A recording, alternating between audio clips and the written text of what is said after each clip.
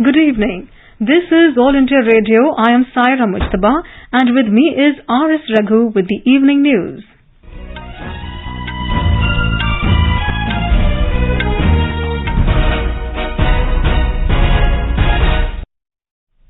The headlines. Home Minister Amit Shah holds meeting to review preparations in view of cyclone Yas.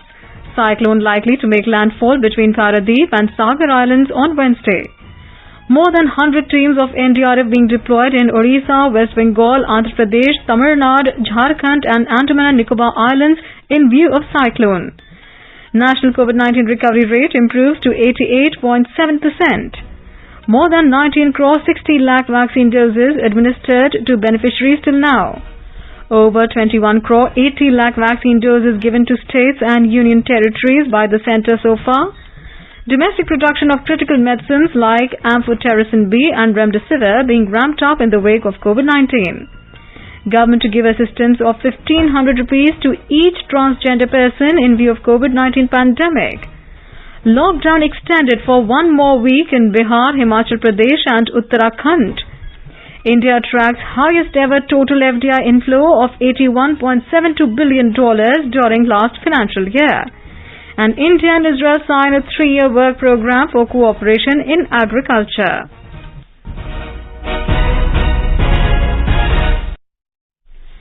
As the number of COVID cases is on the rise, we appeal to our listeners not to lower their guard, take all precautions, and all those above 45 years who have taken the first dose of COVID-19 vaccine to get vaccinated with the second dose at the scheduled time. Stay safe and protected by following these 3 simple steps.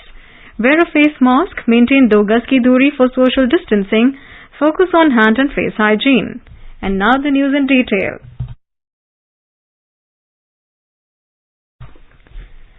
Union Home Minister Amit Shah chaired a meeting via video conference today with the Chief Ministers of Odisha, Andhra Pradesh, West Bengal and the Lieutenant Governor of Andaman and Nicobar Islands to review preparations in view of Cyclone Yas. He directed senior officers to work in close coordination with states to ensure safe evacuation of people from high-risk areas. He also instructed all concerned departments to ensure timely evacuation of those involved in offshore activities. Mr. Shah stressed on the need to ensure that time duration of outages of power supply and communication network are minimum and are restored swiftly. DG NDRF S.N. Pradhan has said that more than 100 teams of NDRF are being deployed in 5 states and 1 union territory, namely Odisha, West Bengal, Andhra Pradesh, Tamil Nadu, Jharkhand and Andaman and Nicobar Islands in view of cyclone Yas. Mr. Pradhan said teams are being airlifted from different parts of the country. He said 52 teams are being deployed in Odisha and 35 teams in West Bengal. Mr. Pradhan said the force is in constant touch with the states. The cyclone has developed into a deep depression and is likely to make landfall between Odisha and West Bengal coast on Wednesday. He said focus is on zero casualty and evacuation of people without taking any chances. Cyclone Yas has developed into a deep depression as we speak, and it is moving towards the Odisha coast on the conjunction of Odisha and West Bengal. And it is likely to make landfall sometime on the 26th of May, which is day after tomorrow. In view of this, deployments of NDRF teams have been made. 52 teams will be deployed in Odisha. Similarly, 35 teams are already deployed in West Bengal as per the state's demand. Some teams have been deployed in Tamil Nadu, Andhra Pradesh and Andaman and Nicobar. In view of cyclonic storm Yas, total 109 self-contained teams of National Disaster Response Force (NDRF) have been committed for the coastal districts of West Bengal, Odisha, Andhra Pradesh, Tamil Nadu, Jharkhand and Andaman and Nicobar Islands after consultation with state authorities. Among the 109 teams, 32 teams have been deployed at the coastal districts of West Bengal and 10 more teams are being airlifted in addition to the 3 teams kept on alert in the state. For an effective response, 44 teams have been placed in the coastal districts of Odisha, whereas 8 teams are kept as immediate reserve at Mundali Katak NDRF base, which may be used if situation demands. 2 teams are deployed in Tamil Nadu and 1 team is on alert at Arakonam NDRF battalion. 3 teams are deployed in Jharkhand and 2 teams are on standby in the state. Besides, 3 teams are deployed in Andhra Pradesh and 1 team is deployed at Andaman and Nicobar Island. Seeing the urgency of the situation, so far 48 NDRF teams have been airlifted from different locations and deployed in West Bengal and Odisha. As per the forecast, the cyclone is likely to make landfall between Paradip in Odisha and Sagar Islands in West Bengal on Wednesday. The cyclonic storm Yas is likely to cross North Odisha, West Bengal coast around Baleshwar in Odisha around noon. Coming Wednesday, the India Meteorological Department has forecast Yas to be a very severe cyclonic storm expected to make its landfall with heavy to extremely heavy rainfall.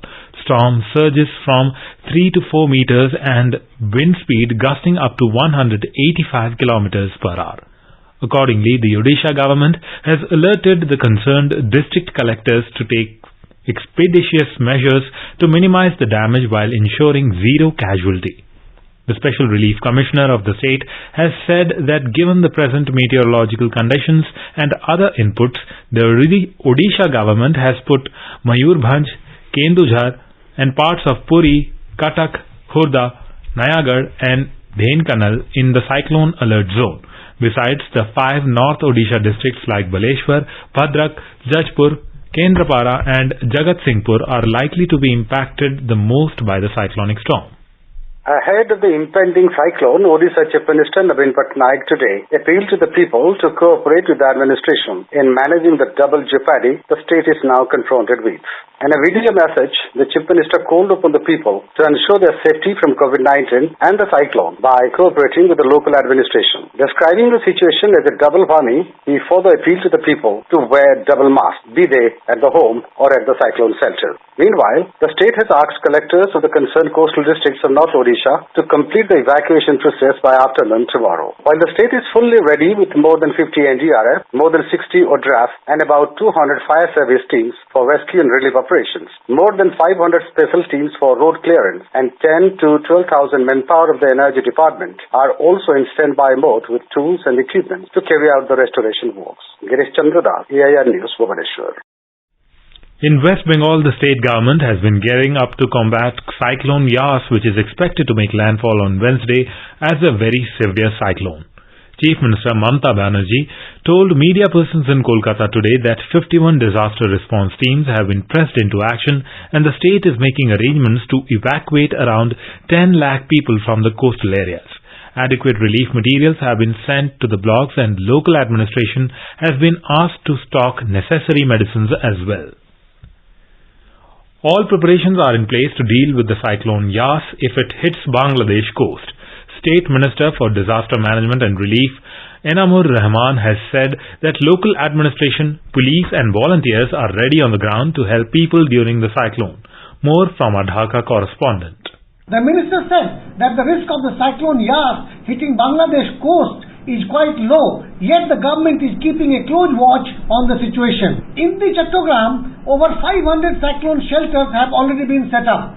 The local administration has prepared a sufficient number of cyclone shelters and formed medical teams to deal with the situation arising out of the cyclone. Meanwhile, the Bangladesh Met Department has said that cyclone Yas has remained stationary over the same area over 600 kilometers from maritime ports of Chattogram, Mongla, Cox's Bazar and Paira ports. It may reach the North Odisha, West Bengal, Khulna coast of Bangladesh by 26th May early morning. Rajesh Jha, AIR News, Dhaka. The News Services Division of All India Radio in its Spotlight will broadcast a special discussion on Cyclone Yas with Dr. Mrityunjay Mohapatra, Director General of Meteorology, Indian Meteorological Department. Participating in the discussion, Mr. Mohapatra said Cyclone Yas is expected to move towards north-northwest direction from the current position. He said it will gradually intensify into a very severe cyclonic storm by tomorrow evening. He also added that at the time of the landfall, the cyclone will have the wind speed between 155 km to 165 km per hour and gusting to 185 km per hour. He said that would be a large-scale damaging wind. He said heavy to extremely heavy rainfall also expected along the coastal districts of Odisha and West Bengal. He asked the people from low-lying areas to move to safer places.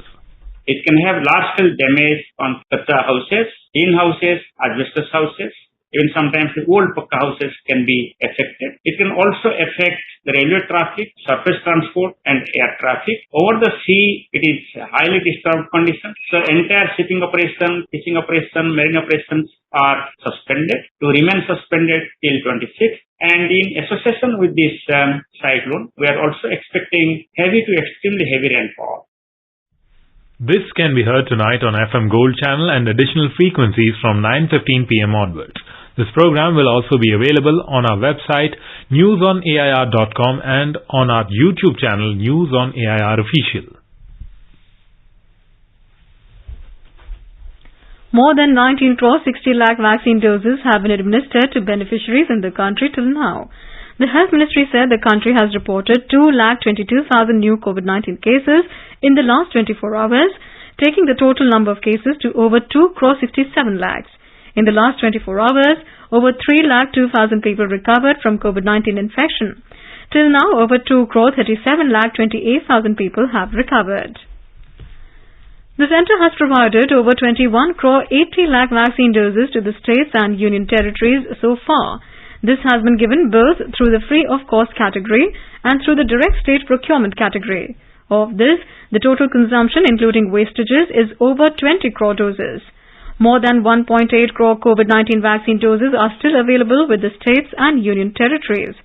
The Health Ministry said over 48 lakh vaccine doses are in the pipeline and will be sent to the states and union territories within the next 3 days.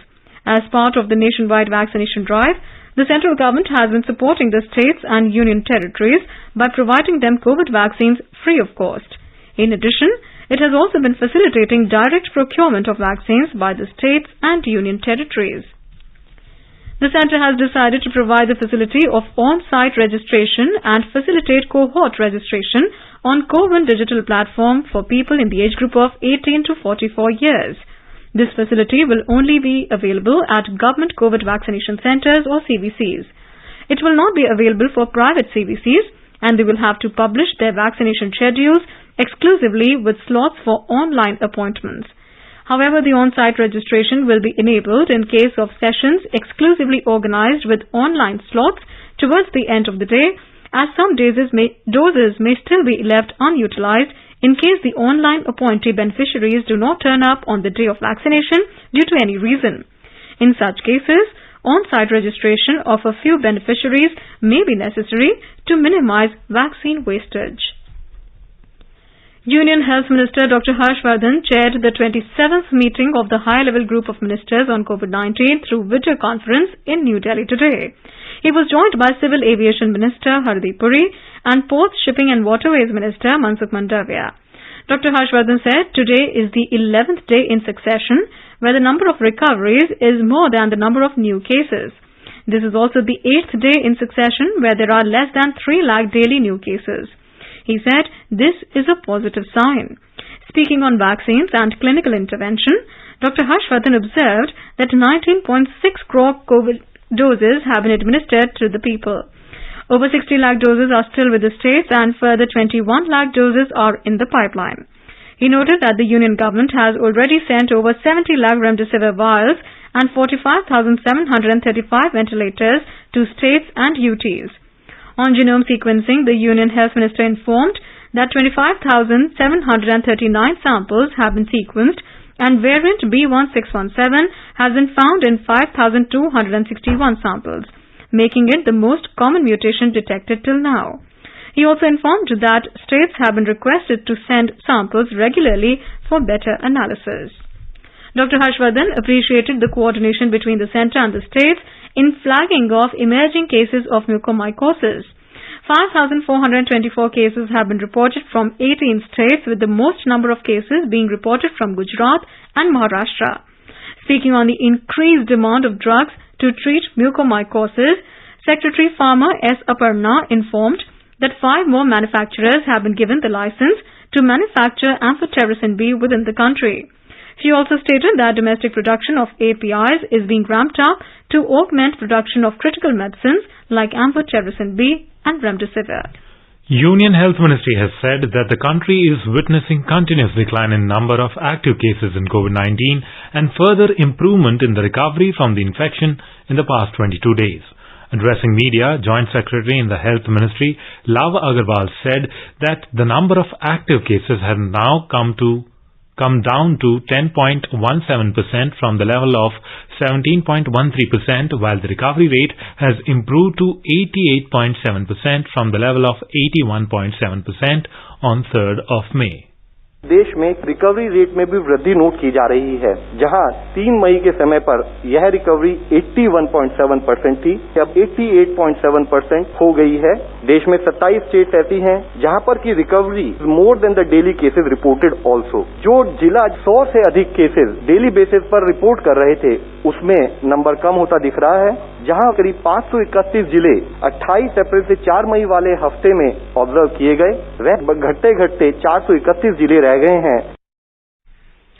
Mr. Agarwal informed that in the last 14 days, country has reported a decline of 10 lakh active cases and it now stands at 27.2 lakhs. He added that there are 27 states in the country where the recovered cases are more than the daily reported cases. He said the number of districts reporting more than 100 cases on a daily basis has also come down from 531 to 431 districts. Mr. Agarwal added that the number of testing of COVID samples has been increased by 2.6 times in the last 15 weeks and yesterday. The highest ever 21,23,000 tests were conducted. During the briefing, Director AIIMS New Delhi Dr. Randeep Guleria said it is better not to use the term black fungus while talking of mucormycosis, as it leads to a lot of avoidable confusion. He said black fungus is another family and this term got associated with mucormycosis due to the presence of black dots among the culture of white fungal colonies. Dr. Guleria said the fungal infection observed in COVID-19 patients is mostly mucormycosis and is not a communicable disease unlike COVID. Mucor जो है एक fungus infection है जो mainly soil में देखा जाता है, environment में है और एक व्यक्ति से दूसरे व्यक्ति को वैसे नहीं फैलता है जैसे कोविड फैलता है। तो अगर एक व्यक्ति को म्यूकरमाइकोसिस है वो और किसी व्यक्ति के साथ बैठा है तो ऐसा नहीं है कि उसको फंगल इन्फेक्शन उससे फैल जाएगा। दूसरा कि ये जो फंगल इन्फेक्शन है 90 to 95% जो पेशेंट्स हैं जिनमें पाया गया है उनमें या तो डायबिटीज है या साथ में स्टीरॉयड यूज किया गया है। जिन लोगों को डायबिटीज नहीं थी या जिन लोगों को स्टीरॉयड नहीं दिया गया उसमें ये बहुत रेयरली देखा गया है। Dr. Guleria said 90 to 95% of patients getting infected with this kind of fungal infection are found to have been either diabetic or taking steroids. In reply to a question, Dr. Guleria said that there is no indication that the third wave of COVID will infect children severely. Professor Nikhil Tandon, head of Department of the Endocrinology at AIIMS, New Delhi, participating in a special program on COVID-19, said that mucormycosis, commonly known as black fungus, usually affects COVID patients with low immunity. Mucormycosis का black fungus फफूंदी है किस्म की, इसका रंग काला नहीं होता है, लेकिन इसकी वजह से जो शरीर की कोशिकाएं हैं, शरीर की टिश्यूज हैं, उनमें डैमेज होने की वजह से उन टिश्यूज की मृत्यु हो जाती है तो वो काला रंग पकड़ लेती है, इसलिए इसे ब्लैक फंगस कहते हैं। इस लहर में कोरोना के पेशेंट्स के साथ हुआ है, लेकिन ये वाला जो फंगस इन्फेक्शन है ये पहले से होता रहा है। जिस इंसान की इम्यूनिटी ठीक होती है वे वैसे स्वस्थ होते हैं, अगर ये उनके शरीर में आता भी है तो शरीर उसको निबट देता है। जो कोविड से पीड़ित नहीं हुए हैं और वैसे स्वस्थ हैं उनमें ये नहीं होगा। Replying to another question, Dr. Tandon said that hospitalization is important for people suffering from black fungus.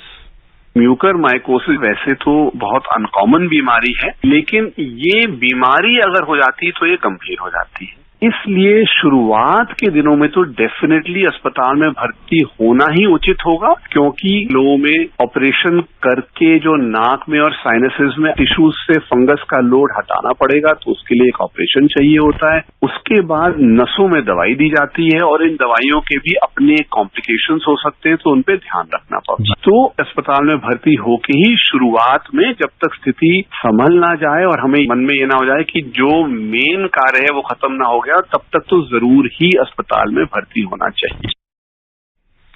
You are listening to the evening news on All India Radio. A reminder of the headlines before we move on. Home Minister Amit Shah holds meeting to review preparations in view of Cyclone Yas. Cyclone likely to make landfall between Paradip and Sagar Islands on Wednesday. More than 100 teams of NDRF being deployed in Odisha, West Bengal, Andhra Pradesh, Tamil Nadu, Jharkhand and Andaman and Nicobar Islands in view of cyclone. National COVID-19 recovery rate improves to 88.7%. More than 19 crore 60 lakh vaccine doses administered to beneficiaries till now. Over 21 crore 80 lakh vaccine doses given to states and union territories by the centre so far. Domestic production of critical medicines like amphotericin B and remdesivir being ramped up in the wake of COVID-19. Government to give assistance of 1,500 rupees to each transgender person in view of COVID-19 pandemic. Lockdown extended for one more week in Bihar, Himachal Pradesh and Uttarakhand. India attracts highest ever total FDI inflow of $81.72 billion during last financial year. And India and Israel sign a 3-year work program for cooperation in agriculture. For quick news updates around the clock, follow us on our Twitter handle at AIR News Alerts. चलो मिलकर एक शुरुआत करें, चलो एक फैसला आज करें, मास्क नहीं तो टोकेंगे, कोरोना को रोकेंगे, चलो एक इरादा करते हैं, चलो खुद से वादा करते हैं, मास्क नहीं तो टोकेंगे, कोरोना को रोकेंगे। Welcome back. You're listening to the evening news.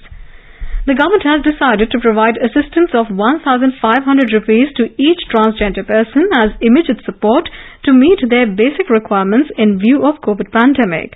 Social Justice and Empowerment Ministry said that this financial assistance will help the transgender community to meet their day-to-day needs.